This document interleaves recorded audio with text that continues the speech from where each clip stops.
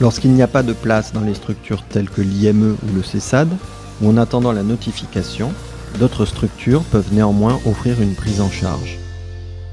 Au CAMS, on reçoit toujours l'enfant et sa famille. L'idée, c'est évidemment d'aider l'enfant dans son quotidien, mais d'aider aussi la famille à mieux comprendre en fait, le fonctionnement de leur enfant et à pouvoir donner des pistes et des billes de compréhension pour soulager un peu le quotidien.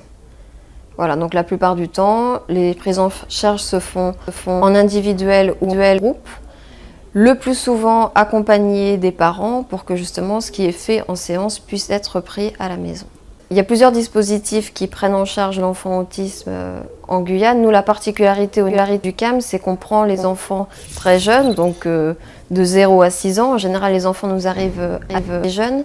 L'idée, c'est vraiment de pouvoir autant accompagner l'enfant que sa famille. Ce qui se retrouve souvent chez l'enfant autiste, c'est donc les problèmes de communication qui sont au premier plan. Les parents sont en difficulté pour communiquer avec leur enfant, mettent en place parfois des fonctionnements éducatifs qui leur conviennent pas forcément, mais qui sont le seul moyen qu'ils peuvent trouver en tant que parent pour éduquer leur enfant. Et donc au CAMS, on propose justement de ces parents de trouver des pistes avec eux et de les accompagner pour que leur enfant devienne le plus autonome possible.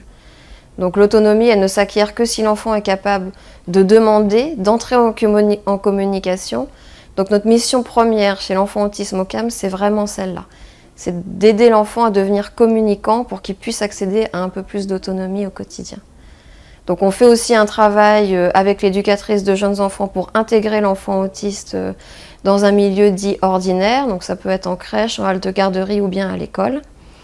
En Guyane, il existe une classe spécialisée pour les enfants qui présentent un autisme ou un trouble envahissant du développement.